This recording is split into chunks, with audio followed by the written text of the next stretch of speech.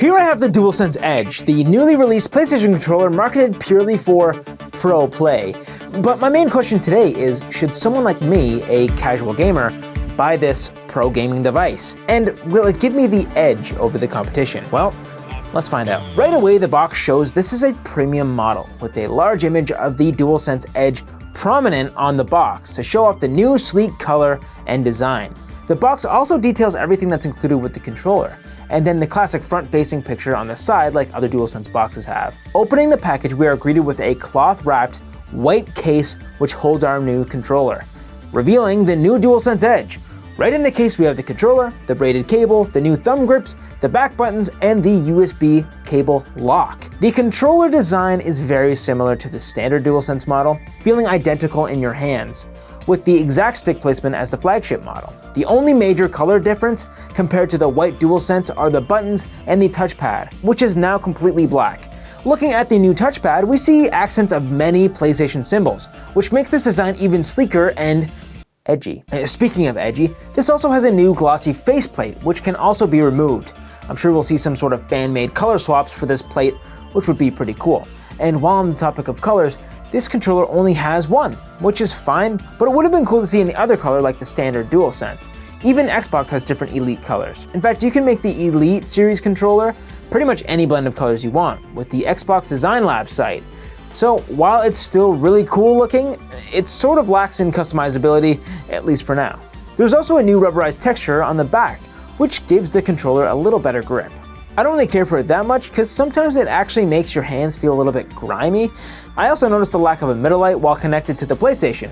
On the standard controller, the light goes all the way across the bottom of the touchpad, but the Edge controller just has a small oval that illuminates the color in the middle. I kind of like the design of the OG controller a bit better in this aspect, but it gives the Edge a more slick look to it. And speaking of slick, I also noticed the top of the touchpad has a flat edge going across it, and oh boy does it look snazzy. We can also see some additional buttons on the bottom and the back, with the Edge controller now having new function buttons, which allows you to do a multitude of things, like holding either of them down and pressing the face button will let you swap between 4 assigned profiles. We also see the new back triggers, which can be assigned to any button and make a game more fluent. Here's the thing about all this. From me, a casual, none of these features really matter. In fact, the back buttons is kind of getting in the way, and I kind of find them uncomfortable. I don't really think that they're that uncomfortable, but I just never think of using them. Same with the function keys. But it seems like this is the trend we're moving towards with other controllers like the 8-bit Do Ultimate and even the Steam Deck having additional buttons on the back. So it's just something that we need to start getting used to. One of the main features to this controller is the new button mapping. With the Edge, you can now create different control profiles. In each profile, you can customize button assignments and change the stick sensitivity and dead zones. So if you wanted the dynamics a certain way when you move a character, you could. You can even adjust the trigger dead zones, and like the standard DualSense, you can adjust the vibration and adaptive trigger intensity. Once you're done creating a profile, you can then assign it to a face button, which you can recall by pressing the new function key button and tap the face button you assigned it to. So you can then seamlessly transition to that designated control profile. For most of you, this may feel sort of gimmicky, but for the purpose of testing, I used the profile mapping to swap my L3 and R3 buttons to the back of the controller. Now, I'm not sure what instance I would use this feature personally, as I've never really been a fan of back buttons, but this seemed like a good way to try and get used to them. These profiles may also be helpful if you share the controller with multiple people. So you could have a personal profile, and your partner or sibling or whoever can have their own unique one as well. But with my time playing, I really haven't used this feature much with most games, as I generally trust the game developers have already optimized the controller layout for their game. One potential drawback to button mapping if you plan to use this with a PC controller is the fact you need a PS5 to set it up. So if you want this controller and you don't have a PS5, you'll be limited to some features. But if you do have a PS5, you can set your button profiles using the PS5 and then store your new button mapping to the PlayStation Edge controller itself. So then the back triggers will work on Steam Deck or any other PC setup using a wired or Bluetooth experience. Now let's move on to the analog sticks, as there's a lot going on here. First things first, we have replaceable grips. We have shorter grips and much longer grips. Although swapping between the grips isn't very noticeable, at least for me, a casual gamer, I actually found that playing extensively with all 3 types, I had the best experience and grip with the OG controller grips. I found the other 2 slipping from my thumbs, and I felt like my thumbs were working a tad harder to get all angles possible.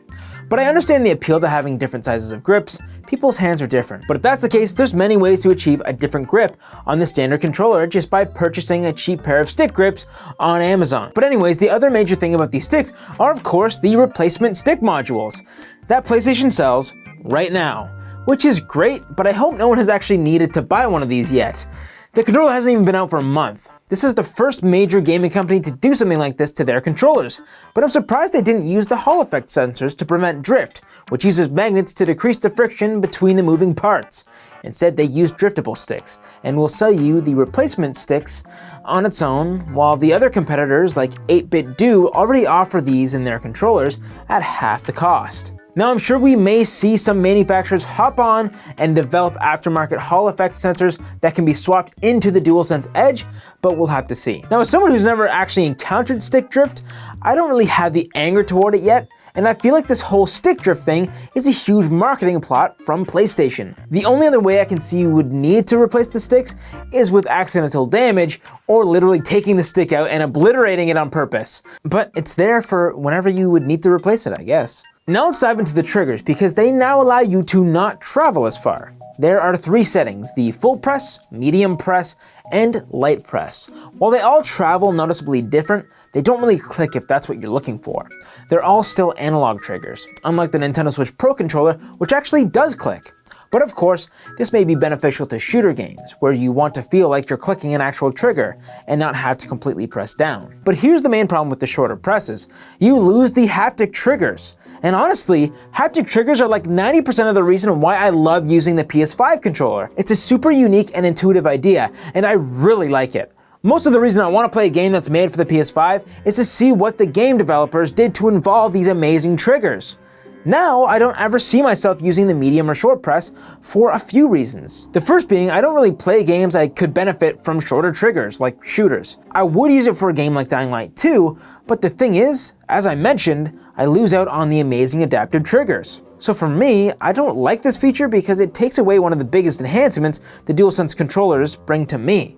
Now, directly between the triggers, we get the familiar USB-C slot. You can use this to charge and connect your controller to other devices like PC. But the Edge does something different that I don't quite understand. There's now a lock on the controller side. It comes with a braided USB-C cable with a square end. This end can be attached to the new locking mechanism, which can lock to the DualSense Edge. Something to note is that this seems to be built for the included cable, so try not to lose it.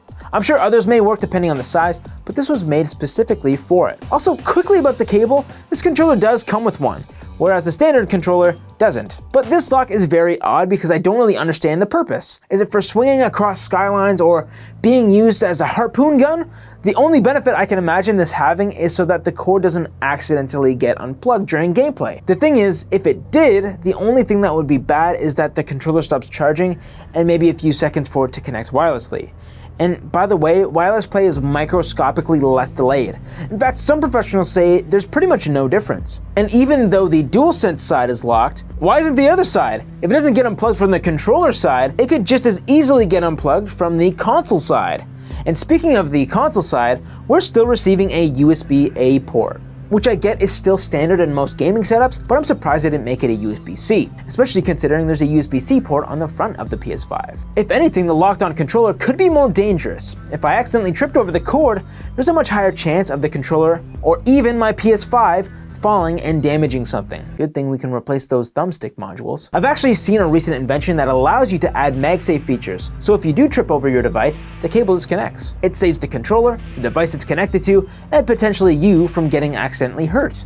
But I guess the other main reason for this would be so it's harder for someone to steal your new expensive controller. If you're a pro gamer who travels around tournaments, you would want to make sure that someone can't easily walk away with it when you aren't looking. Or I guess if you're concerned about your friends stealing it, but then I just suggest getting new friends. One last thing about the cable is that if you wanted to charge it while in the case, you can. The case has a Velcro hatch that opens in the back and allows you to feed the power cord into the case and charge the controller, which to me seems like a bit of a hassle, but it's there for those who want it. Maybe it's to prevent dust getting into the controller. Now, of course, one of the biggest complaints I've seen is the battery life, with this controller actually having the worst battery life than any other of the main gaming controllers.